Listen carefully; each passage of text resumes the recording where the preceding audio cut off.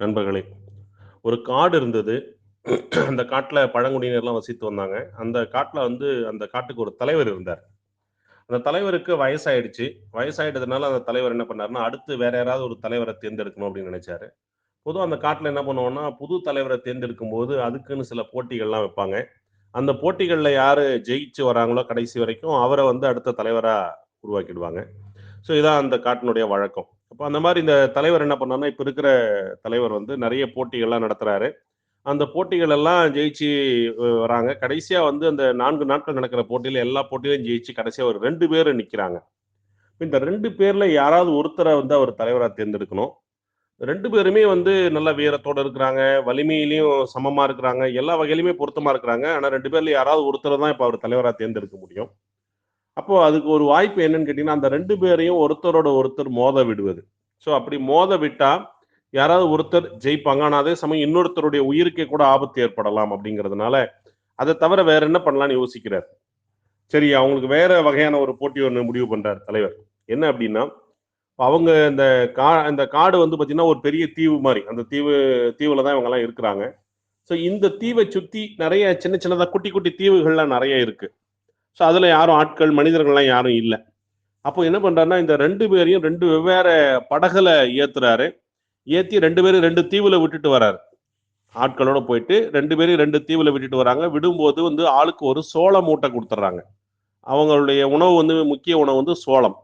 இந்த சோள மூட்டை ஆளுக்கு ஒரு சோள மூட்டை குடுத்துட்டு, அந்த 2 பேரும் 2 தீவுல விட்டுட்டு வந்துருவாங்க. அதே மாரி அந்த சோள மூட்டை கிட்டத்தட்ட அவங்க சாதாரணமா சாப்பிட்டாங்கன்னா 2 மாசத்துக்கு வரும். அப்போ எவ்வளோ நாள் அவங்களால முடியுதோ அந்த சோளத்த சாப்பிட்டு அவங்க உயிரோட இருக்கணும். அவங்களுக்கு கடைசியா உணவு இல்ல, வேற வழி இல்லன்னும்போது, அங்க இருக்கிற விறகுகள்லாம் போட்டு அவங்க எரிச்சாங்கன்னா, அந்த புகைய பார்த்துட்டு போயி, இந்த தீவுல இருந்த இந்த காட்டுவாசிகள் போயிட்டு அவங்கள கூட்டு வந்துருவாங்க. இதான் போட்டி. அப்போ இந்த 2 பேரையும் 2 தீவுக்கு தனித்தனியா அனுப்பிச்சு விட்டாங்க. இப்ப போனவங்க, அங்க அந்த சோள மூட்டையை எவ்வளோ நாள் பயன்படுத்துறாங்க? அதான் ரொம்ப முக்கியம். இப்ப ஏன்னா அது 2 மாசத்துக்கு வரும் பொதுவா ஒரு மூட்டை அப்படிங்கிறது. அப்ப எவ்வளவு நாள் இவங்களால முடியுதோ மேக்சிமம் அதை பயன்படுத்தணும். பயன்படுத்திட்ட பிறகு இவங்க அங்க இருக்கிற விறகுகளை கொண்டு நெருப்பு மூட்டுவாங்க.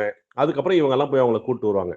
அப்போ இதுல முதல்ல யார் நெருப்பு மூட்டி அவர் சோளத்தை காலி பண்ணிட்டேன்னு சொல்றாரோ அவர் தலைவராகிறதுக்கு தகுதி குறைஞ்சிரும்.